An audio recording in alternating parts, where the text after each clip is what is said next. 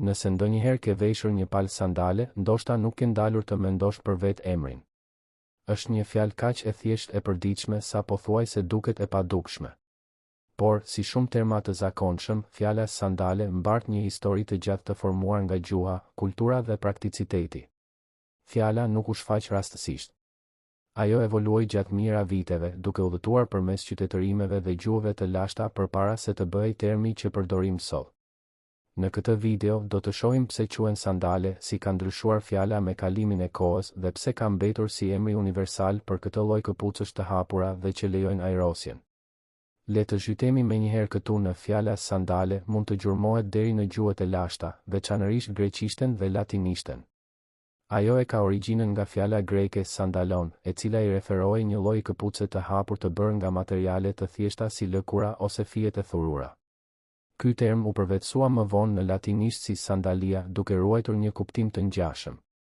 Këto fjalë të hershme përdoreshin për të përshkruar këpucë që ishin të lehta, të hapura dhe të përshtatshme për klimë të ngrohtë. Ajo që është interesante është se koncepti bazë i sandaleve ekzistonte shumë përpara vetë fjalës. Egjiptianët e lashtë, për shembull, mbanin versione të hershme të bëra nga papirusi dhe gjethet e palmës. Megjithatë, ishin grekët ata që formalizuan termin që më vonë do të evoluonte në fjalën angleze që përdorim sot. Ndërsa perandoria romake u zgjerua, fjalët latine u përhapën në të gjithë Evropën, duke ndikuar shumë gjuhë moderne. Sandalia latine evoluoi gradualisht në forma të ndryshme në varësi të rajonit. Në frëngjishten e vjetër u bë sandale dhe prej andej hyri në anglishten e mesme si sandal. Me kalimin e kohës, folësit e anglishtes shtuan formën shumës sandals për të reflektuar faktin që zakonisht vishen në çift. Ky udhëtim gjuhësor tregon se emri nuk u krijuai izoluar.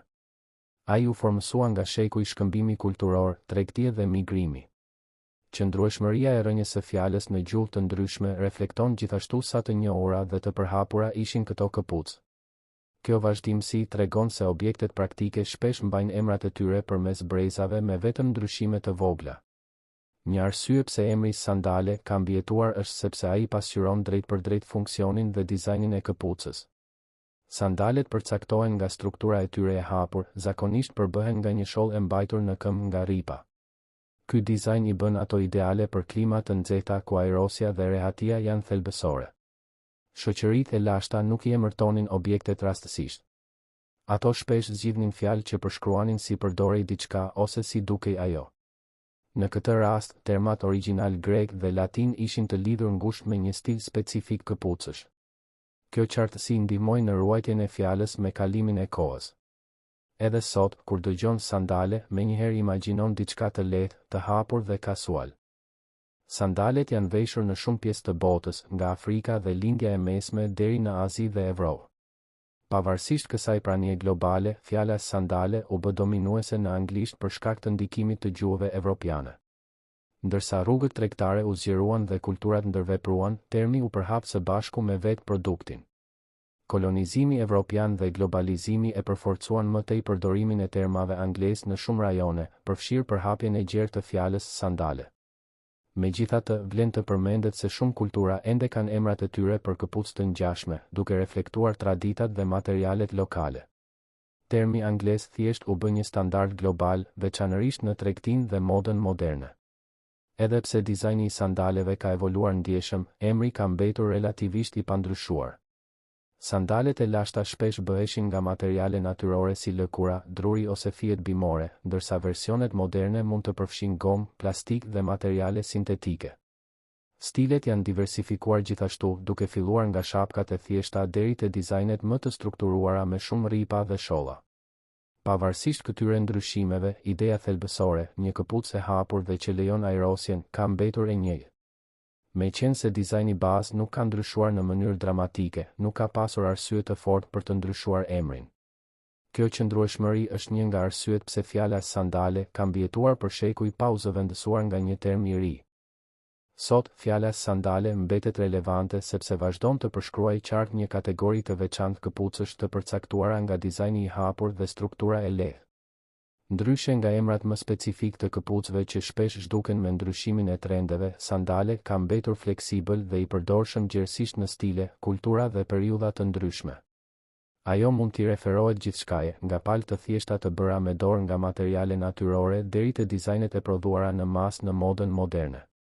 Thjeshtësia e saj gjithashtu kontribuon në jetëgjatësinë, pasi është e lehtë për t'u shqiptuar, kuptuar dhe njohur në gjuhë dhe rajone të ndryshme. Edhe ndërsa moda evoluon, ideja bazë e sandaleve ka mbetur e njëjtë, duke ndihmuar në ruajtjen e termit në një peizazh gjuhësor që ndryshon vazhdimisht. Fjalët që mbeten të qarta dhe funksionale kanë tendencë të zgjasin më shumë. Sandale është një shembull i fortë i kësaj, duke ruajtur si kuptimin origjinal ashtu edhe rëndësinë e përditshme. Emri sandale është më shumë se thjesht një etiketë për një lloj këpucësh. Është një pasqyrim i historisë, gjuhës dhe përshtatjes njerëzore. Nga origjina e saj në greqishten dhe latinishten e lashtë deri te udhëtimi përmes gjuhëve evropiane dhe në anglishten moderne, fjala ka udhëtuar po aq larg sa njerëzit që i kanë veshur ato. Mbijetesa e saj për mijëra vite tregon se si gjuha mund të ruajë kuptimin edhe ndërsa bota ndryshon përreth saj. Kështu që herën tjetër kur të veshësh një palë sandale, nuk po vesh vetëm diçka të rehatshme, po hyn në një histori që filloi në qytetërimet e lashta dhe vazhdon edhe sot. Faleminderit që na ndoqët. Nëse keni sugjerime për videon ton të radhës, mos hezitoni t'i ndani në komentet më poshtë. Do të sigurohemi t'ju japim një falënderim për kontributin tuaj. Faleminderit që u bashkuat me ne në këtë udhëtim në historinë e gjërave të thjeshta. Mos harroni të bëni like, të abonoheni dhe të qëndroni me ne për më shumë histori të thurura në detajet më të vogla.